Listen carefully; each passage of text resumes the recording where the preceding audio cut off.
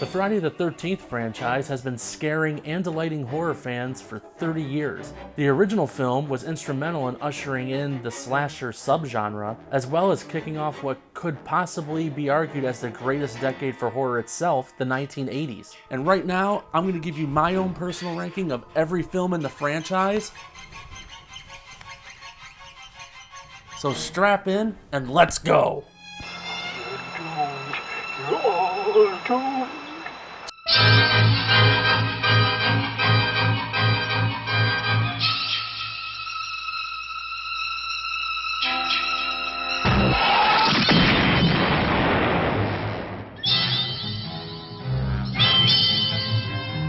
And kicking this shit off at the very bottom, coming in at number 11, are both Jason X and Jason Goes to Hell. Now both these films sit at the very bottom because I have a real tough time deciding which one I like least. Both films are absolute crap, and on certain days I may hate Jason X more than Jason Goes to Hell, and on other days I may hate Jason Goes to Hell more than Jason X. So Jason X is a terrible sci-fi made-for-TV movie come to life on the big screen. It's essentially what you would get if the Asylum made a Friday the 13th movie. There is just a plethora of lousy acting, horrible special effects, and really piss-poor attempts at humor. I don't think he's out there. Why don't you just stick your head out and have a peek? Guys! It's okay, he just wanted his machete back! Okay, new plan. You hold him and I'll run.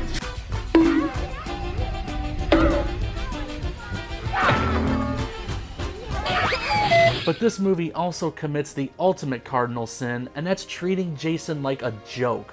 No one takes him seriously as a threat, even after he turns into Lord Zed from Power Rangers. Power Rangers! Now, you could use the excuse that this movie takes place some 100 years in the future, which, yeah, I know, that's stupid too. And they don't know who Jason is, so why would they feel the need to be afraid? But most of the people that ventured into Crystal Lake in the earlier films really didn't have an idea of who Jason was, and they didn't treat him like he was a total clown. The people on the ship either don't take Jason as seriously as they should, or a stupid joke is made at his expense. And that, to me, is what ultimately ruins this movie. Jason X is a farce and plays more like a parody of Friday the 13th than a movie trying to take itself seriously. And even if it's not trying to take itself seriously, the attempt at self-deprecation lands like a wet fart, and you end up rolling your eyes more often than laughing. And aside from this, the rest of the movie is hot garbage. Oh, this sucks on so many levels! And speaking of hot garbage,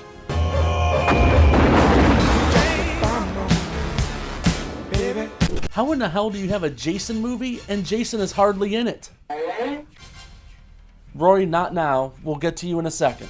Spoiler alert, Jason is killed within the first 10 minutes of this movie and then doesn't show back up until the last 10 minutes. So the rest of the movie is Jason as a demon slug thing that's passing itself from person to person in order to get back into the body of a blood relative so he can be reborn. Really? It all feels more like a pod movie like Invasion of the Body Snatchers than it does Friday the 13th. And it all comes off like a poorly written fan fiction. Sorry, Adam Marcus, but it's true. It's damn true! In an attempt to explain away how Jason was brought back from death, writer-director Adam Marcus inserted the Necronomicon from Evil Dead into this movie, alluding that Pamela used the passages within to resurrect Jason. He even later doubled down on this by going so far as to say Jason was a Deadite. And I can't even begin to tell you how stupid and wrong that is. Oh, that sucks. Now, I appreciate the attempt to try something different because after 8 films, you really gotta try to break up the monotony and not really doing the same thing over and over and over again. But turning Jason into a demon slug is just f***ing stupid. And what the hell was with that whole bondage scene where the coroner infected by Jason has that naked dude strapped to a table and he starts shaving his mustache? I mean, could you picture any other Jason doing that? It's like after New Line acquired the rights, Sean Cunningham wanted to kill this franchise faster than Vince McMahon killing WCW. I'm gonna kill it! I'm gonna kill my creation. Now, I will give this movie some credit. It does have some pretty good makeup and practical effects. Well, for the most part. And a couple really cool kills. And Creighton Duke steals every scene he's in. But this movie is just not Friday the 13th, and it's not Jason. I'd like to take a crap right on your fucking mask. Coming in at number 10 is the 2009 remake, or as I like to call it, the shitty Friday the 13th cover band. And I call it that because this movie looks the part and it acts the part, but at the end of the day, you kind of know you're just watching a shallow imposter. Damn it, Roy, I said not now!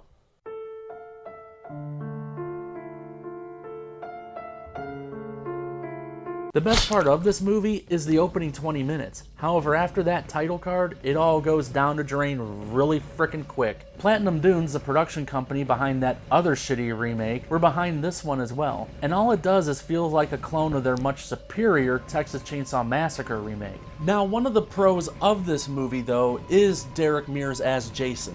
We have a speedy, agile, Rambo-style survivalist Jason this time around instead of a lumbering undead one. But the one drawback to this new and improved Jason is the fact that they have him kidnap a girl. That's stupid. That don't make no sense. Now I know why he did, because she closely resembles his mother, but if you're going to tell me that this same Jason, who is smart enough to use tunnels and set traps and try to bait his victims, isn't smart enough to recognize that this girl is somebody completely different, especially when he saw his own mother killed in front of him as a boy? That's stupid.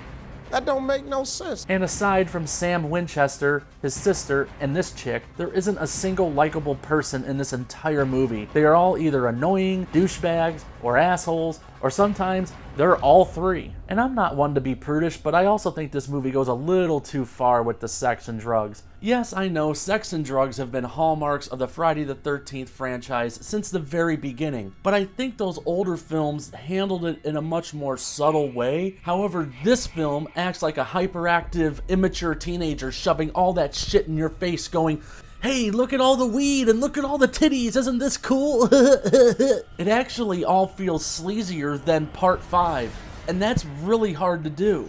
Bottom line, this movie might look pretty, like a car with a fresh new coat of paint, but under the hood, it's just a lemon. And I just don't have fun watching this. It feels like a chore to sit through. Now, I know a lot of you out there really love this one, and you'll actually rank it as one of the best in the franchise, but for me, man, I just never understood the appeal. I'm sorry. Hey, this guy's being a dick. Coming in at number 9 is A New Beginning. Oh, I can feel those dislikes coming.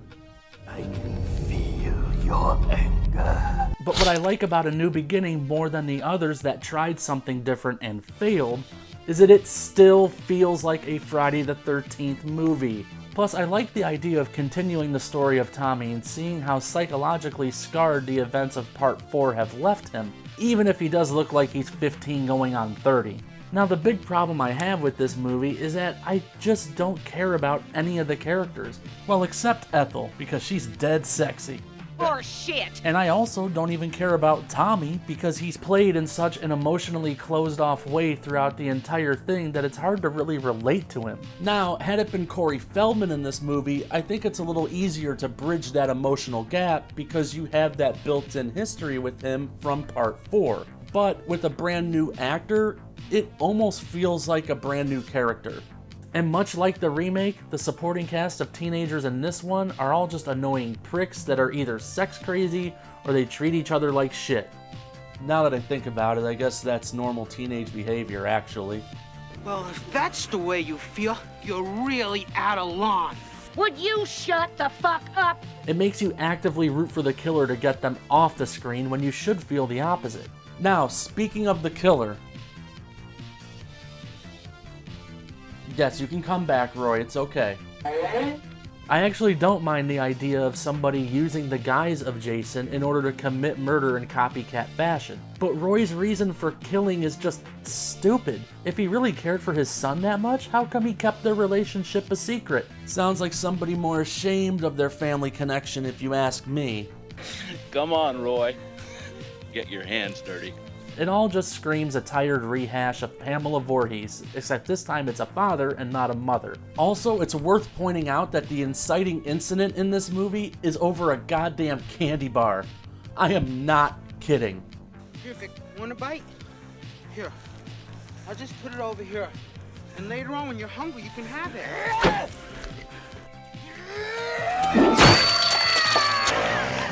All in all though, Part 5 at its best is just painfully mediocre. Some of the kills are pretty cool and creative, even if almost all of them happen off screen, which kinda sucks. And the idea of a copycat killer is intriguing, but it's all just executed poorly. But hey, at least it didn't go into space or have any demon slugs. You big dildo.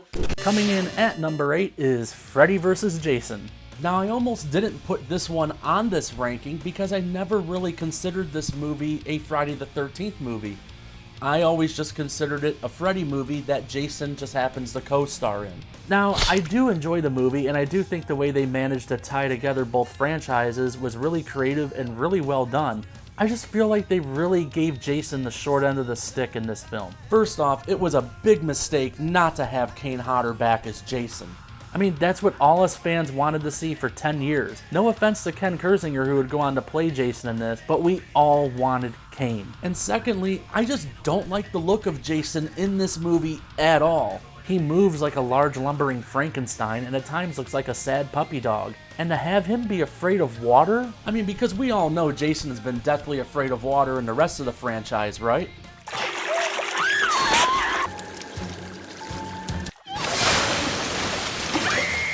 That's stupid.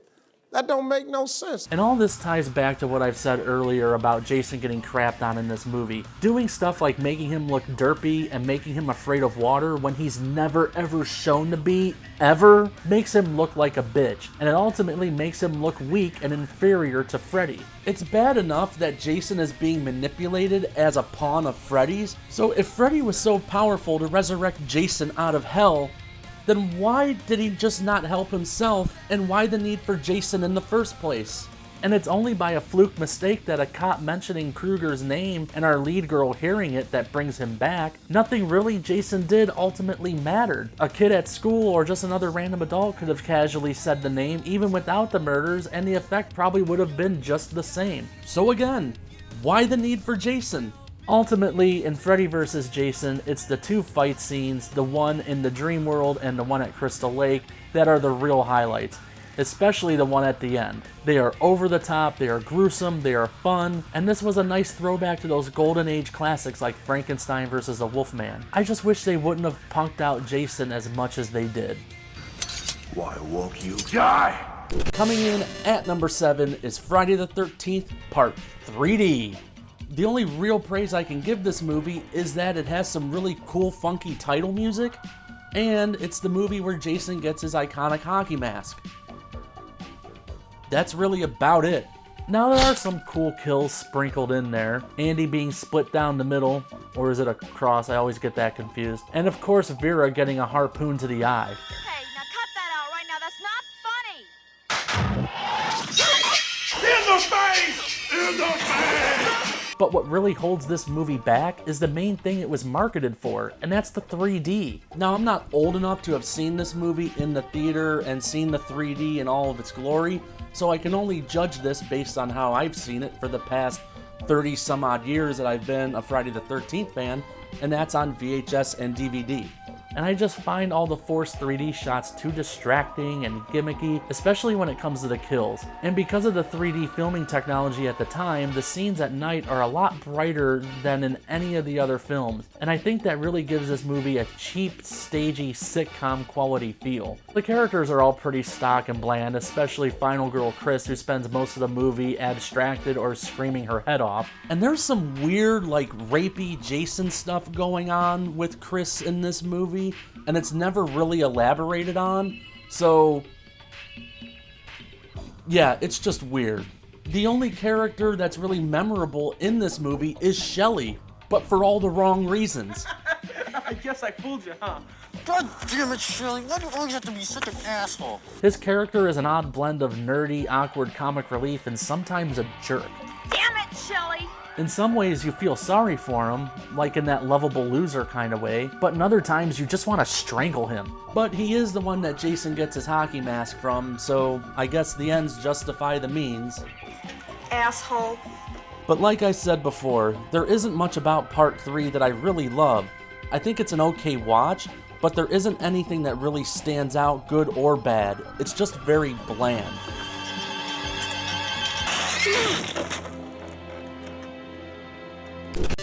Number 6 is Jason Takes Manhattan. Or as I like to call it, Jason Takes a Boat.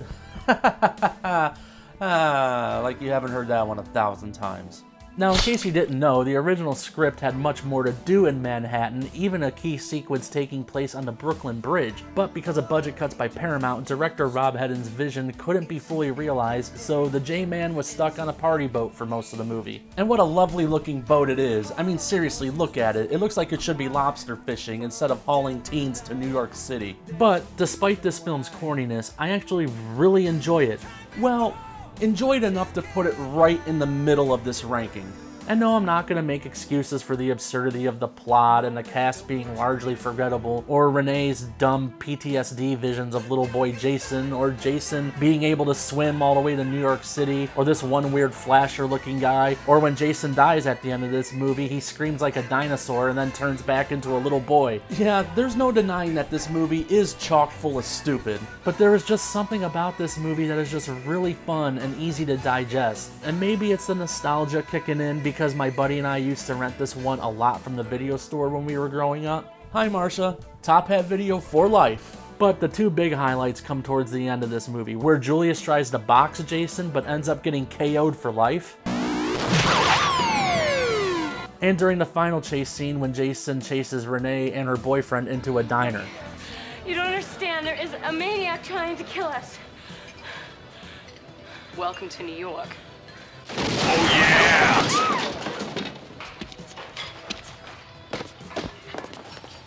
Son of a bitch. Again, I know a lot of you out there will disagree with me on this one, but I feel like Jason Takes Manhattan just gets shit on way too much. Yeah, this movie is big, dumb, and cliche, but I think that's all part of its charm. It always seems like it's the one I gravitate to the most when I just need something to throw on a lazy afternoon. But hey, maybe that's just me. School is out. Okay? You come back here! Coming in at number 5 is the original Friday the 13th, the one that started it all. Halloween ripoff or not, the original Friday the 13th is an undisputed classic. But it's not the best, and it's not even the best film in its own franchise.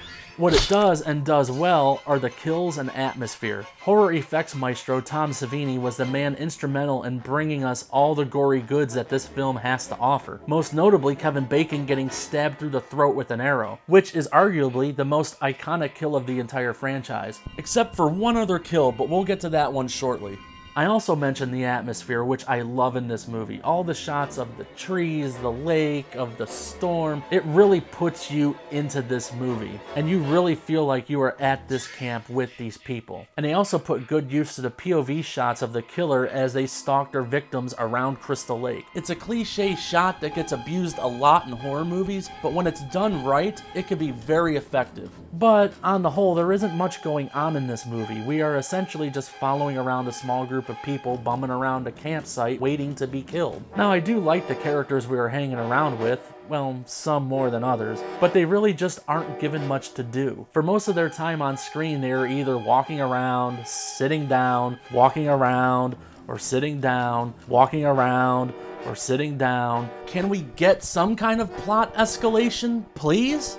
Throughout the movie, we are never shown who the killer is, either by keeping their face just off screen or by utilizing those POV shots I mentioned. And along the way, some red herrings are thrown in there to keep you guessing, but those attempted swerves all fall apart at the end when Pamela shows up. Gee, I wonder who the killer could be. I think Pamela's reveal as the killer could have worked and been more of a shock had they established her character earlier in the film. Her showing up at the very end after everyone has been killed makes it pretty obvious that she's the one who killed them. Look what you did to him! But weak points aside, I really do like this movie. It has awesome kills, great atmosphere, and Betsy Palmer just chewing the ever-living shit out of every scene-stealing performance. And plus, it might have one of the best stinger endings in cinema history.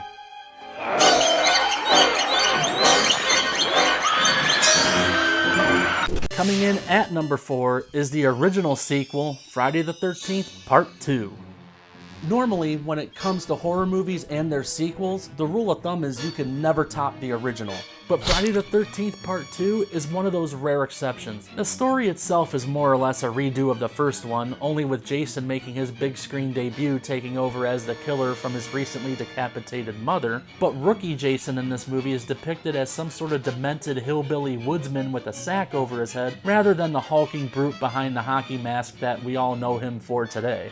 Plus, there's something just inherently creepy about a sack mask, and I feel like it works in this one with Jason being more of a psychopathic hermit instead of a revenging revenant.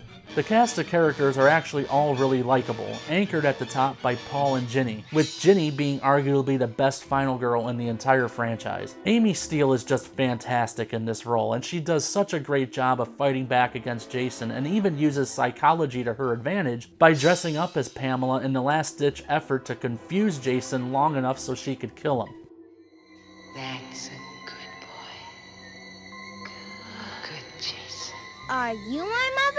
Now, most of the kills in this movie are nothing really to get excited about, except for the shish kebabbing of Sandra and Jeff while they are having sex, and Mark, a paraplegic in a wheelchair, who takes a machete right to the face and falls backwards down the longest set of steps this side of Middle-earth. Even though I do really like Part 2, it does lose a little points for feeling a little too samey as the original at times. And personally, I don't like the decision of killing off Adrienne King, the final girl from the original, right away at the beginning of this one. She deserved a lot better than to be deep sixth in the opening of this movie. But she'll always have that special distinction of being the one that killed Pamela Voorhees and being Jason's first on-screen kill. So I guess that's something. And kicking off my top 3 is Part 7, The New Blood. The subtitle for this one always kind of confused me. I mean, it sounds cool, and I guess I'm right in assuming that it's a reference to Tina and her psychic kinetic powers in the movie. But New Blood was honestly the best subtitle they could come up with? Now, I love Part 7 because it is a smorgasbord of awesomeness, but it's also in stark contrast to its predecessor in terms of tone. There was a campy quality to the fun and the violence in Jason Lives, which really followed that movie's particular style. New Blood, however, is very earnest, and it is very hyper-violent with its gore. That was until the MPAA stepped in and made them cut out all the juicy gore in order to avoid an X rating. Now, there are 3 things this movie is best remembered for among the fans. The aforementioned psychic powers, this being Kane Hodder's first movie as Jason, and of course, sleeping bag kill.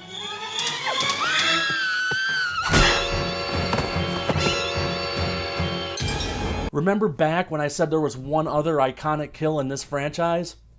There you go.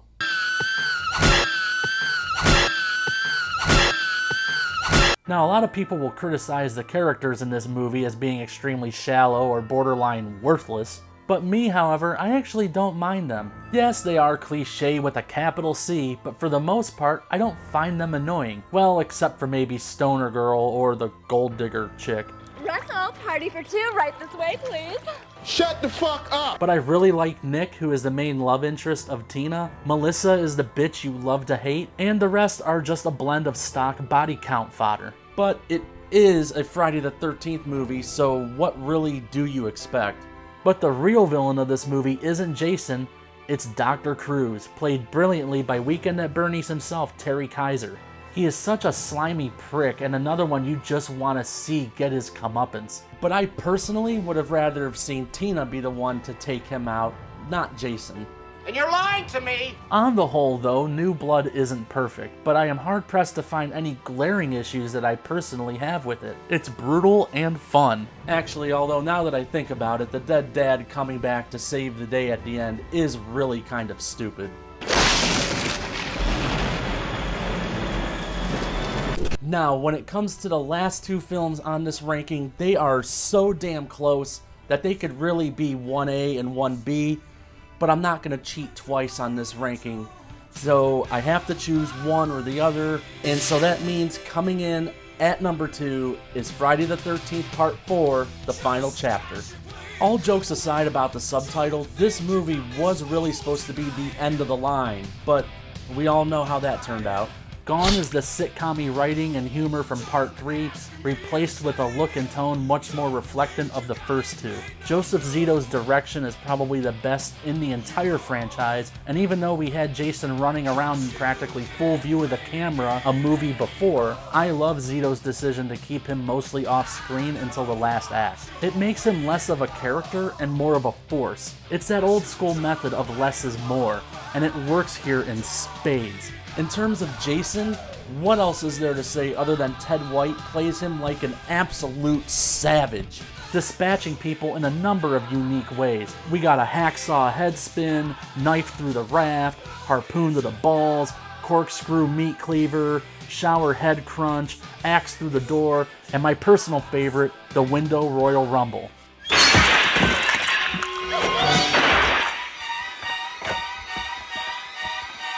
Everyone in this movie, the entire cast, just have great chemistry with one another. And in my opinion, that's the greatest strength this movie has. Because if you don't care about the characters, then what makes you care about the movie itself? I will say though, they did the character Rob Dyer so dirty in this movie. Now at first he just seems like your average outdoorsman, but what he's really doing in Crystal Lake is trying to hunt down Jason, who killed his sister Sandra in Part 2. And news must travel really fast because keep in mind, the time gap between Parts 2 and 4 is only a few days, so that's really damn impressive for pre-internet 1980s. But getting back, Rob is on a revenge mission for Jason, but at the end when finally confronted by him, our big burly hero turns into a blithering bitch.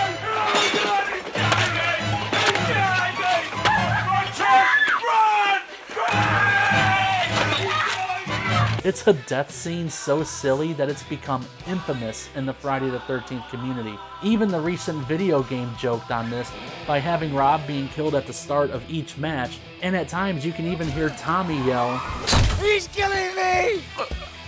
But all that aside, Friday the 13th, the final chapter, is a truly high watermark for the franchise, and one that many fans consider to be the best. But for myself, that means there is only one movie that just barely inches itself above Part 4, and that means coming in at number 1 is Friday the 13th Part 6, Jason Lives. There isn't a single thing that I dislike about this movie, and for me, it's about as close to perfection as a Friday the 13th film can get. But you can mark it down as the only time in the entire franchise, outside of maybe the opening 5 minutes of the original, that we actually get campers and counselors at Camp Crystal Lake at the same time. Even though in this movie the camp and the city have been renamed to Forest Green, it still counts, damn it.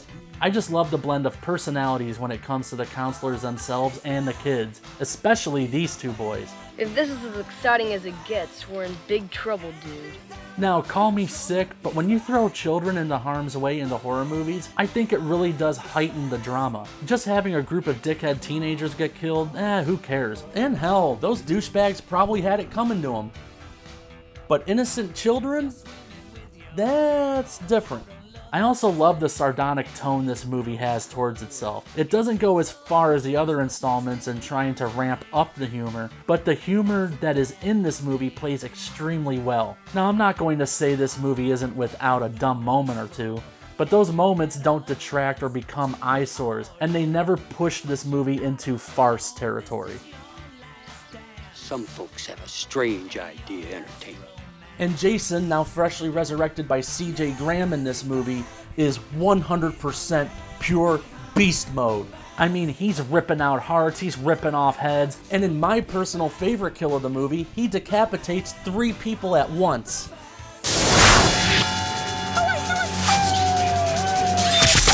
Triple kill. The guy is just an unstoppable monster in this movie. I mean, shit. Not even bullets can take Jason down this time. I got a shotgun. Surprise, motherfucker. Tom Matthews is perfect in the role of Tommy Jarvis, and I personally feel it's a definitive portrayal of the character. But for me, the performance that arguably steals the show comes from Sheriff Garris, played by David Kagan. Yeah, he's kind of the human antagonist of the movie, but he really isn't a bad guy. Plus, he's also out to try to protect his daughter Megan from harm, and even gave his own life at the end to do just that.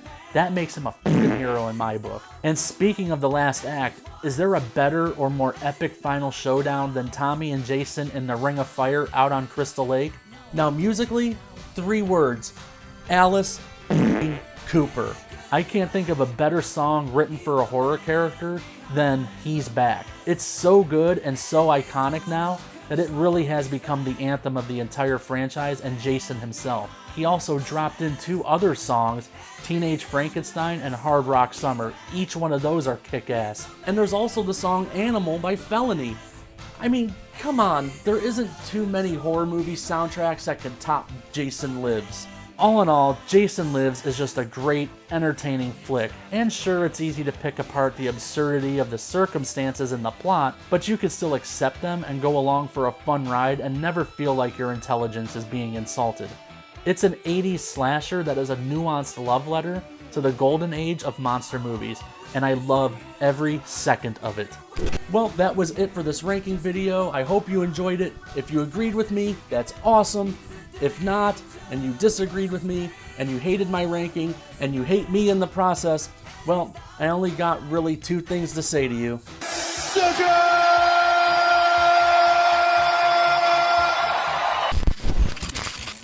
All kidding aside, thank you everybody for watching. If you did like the video, please post in the comments below, and please post your own personal rankings. I'm curious to see what are your guys' favorite Friday the 13th movies, and how you would stack them in the franchise like I did.